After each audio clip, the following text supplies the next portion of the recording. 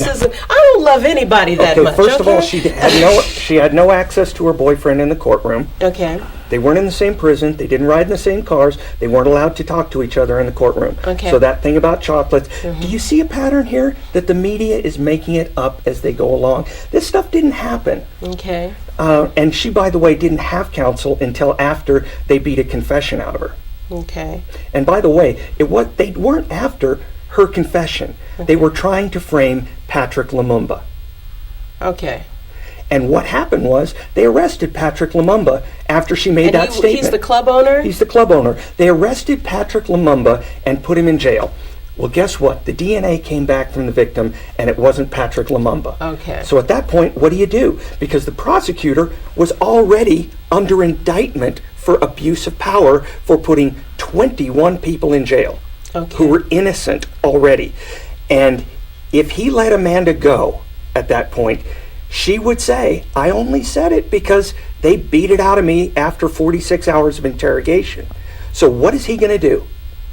He is forced to keep her and try her. And by the way, in the last 4 years, he has accused 21 people of having satanic sex orgies. Okay. How did you get involved with Amanda? Why are you so passionate about this? What happened? Well, I was sitting where you were. I thought, my gosh, she confessed.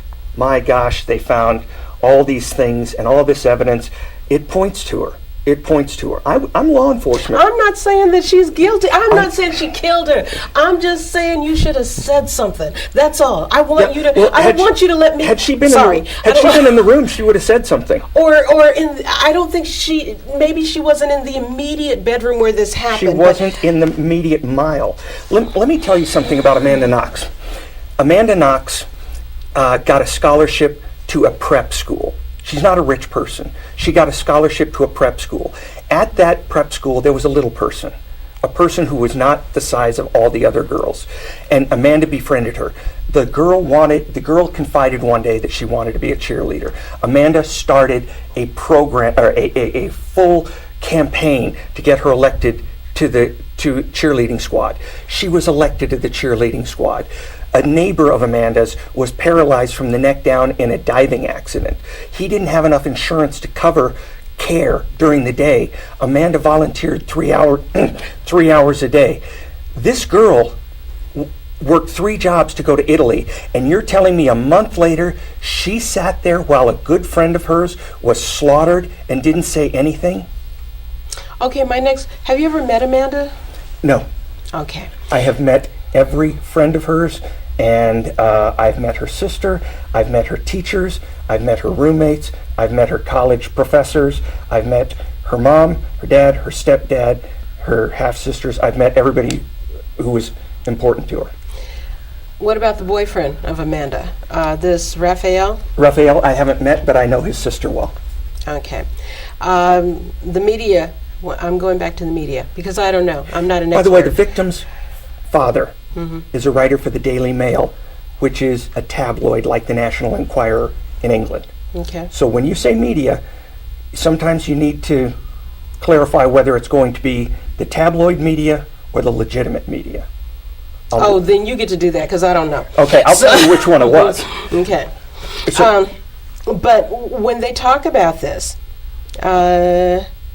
this is by Dennis Murphy. I'm reading this one. What's the... This is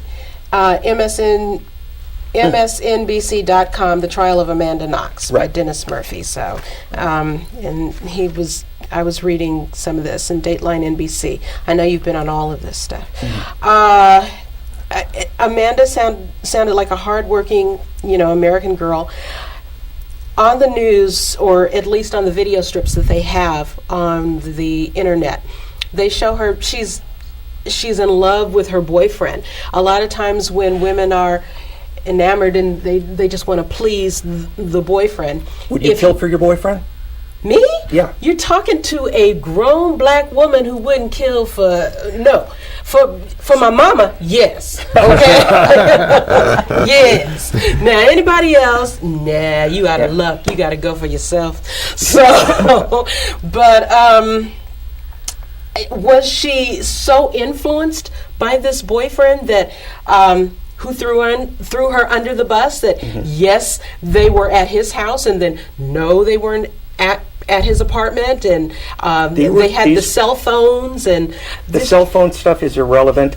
They went to bed with each other. They were going to have a little fun with each other in bed, and they turned off their cell phones.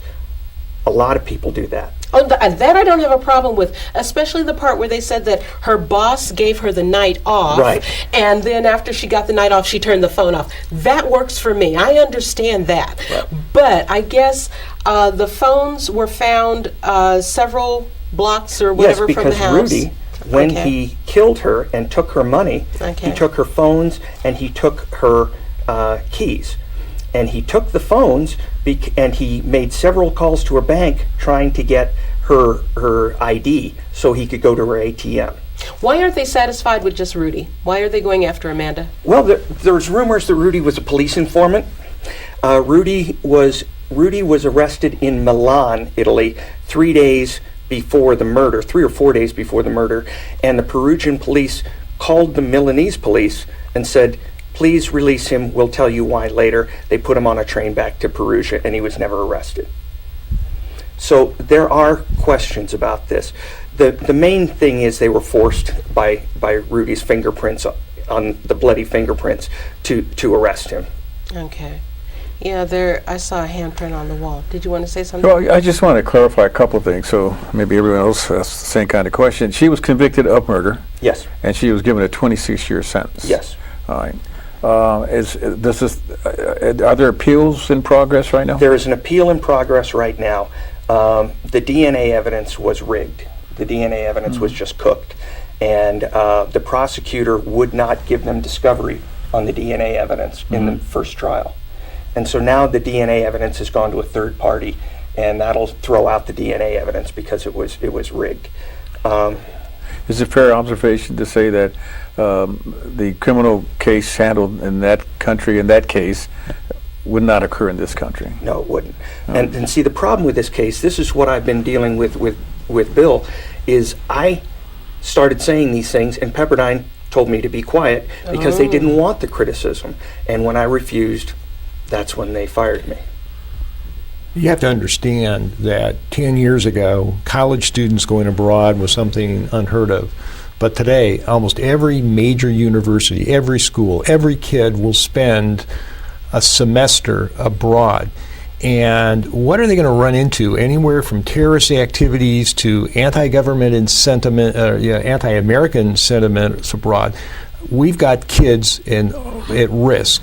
And this is why I think it's so important what Steve is doing, and so shocking that Pepperdine sort of turned their back on Steve.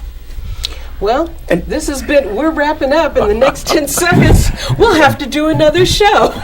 So, thank you for joining us from the Halls of Justice. You got to come back. Okay. Wow. So it wasn't clear to me. How did you get involved in this? Somebody came to you and said... My wife saw a show and said Amanda Knox looks innocent from the show. And I was so disappointed.